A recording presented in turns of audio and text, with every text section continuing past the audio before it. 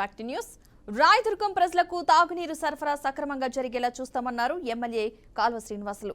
Kanekal summer storage ట్యాంకుకు HLC నుండి తుంగభద్ర జలాలు పంపింగ్ ప్రారంభించారు. నెలన్నర పాటు పట్టణంలో తాగునీటి ఇబ్బందులు ఏర్పడ్డాయన్నారు. తుంగభద్ర డ్యాం ఆశాజనకంగా నిండటంతో తాగునీటి సమస్య తీరనుందని శ్రీనివాసులు తెలిపారు.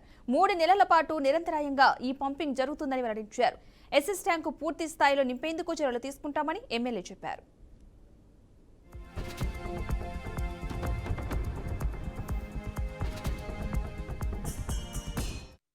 తాగునీటిని సరఫరా చేసే కనేకల్లు ఎస్ఎస్ ట్యాంకుకు ఈరోజు తుంగభద్ర జలాలను విడుదల చేయడం జరిగింది.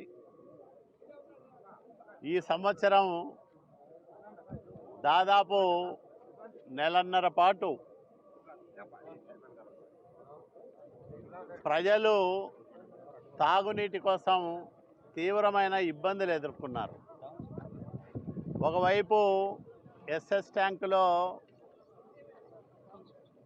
తగినంత నీరు లేకపోవడం, వర్షాలు రావడం ఆలస్యం కావడం వల్ల నీళ్లు అందుతాయో లేదో, తుంగభద్ర జలాశయానికి నీటి సరఫరా అనుకున్న సమయానికి వస్తుందో రాదో అనే ఆందోళన రాయదుర్గం పట్టణ ప్రజలతో పాటు ఉమ్మడి అనంతపురం జిల్లా ప్రజలందరినీ కూడా వేధించిన ప్రశ్న గడిచిన 20 రోజులుగా.